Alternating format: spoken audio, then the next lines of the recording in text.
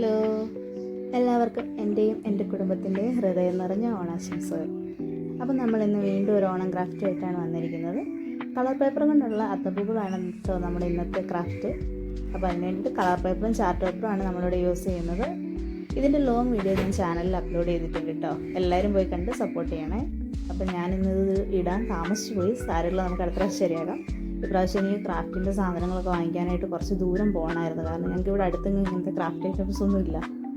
അപ്പം ഒരുപാട് ദൂരം പോയി വേണം ഞങ്ങളിതൊക്കെ വാങ്ങിച്ചോണ്ട് ചെയ്യാൻ. അപ്പോൾ അതുകൊണ്ട് താമസിച്ച് പോയതാണ്. ഇന്നലെ ഉച്ചയ്ക്ക് ചെയ്യാനിരുന്നിട്ട് രാത്രി 11 മണിയായപ്പോഴാണ് തീർന്നത്.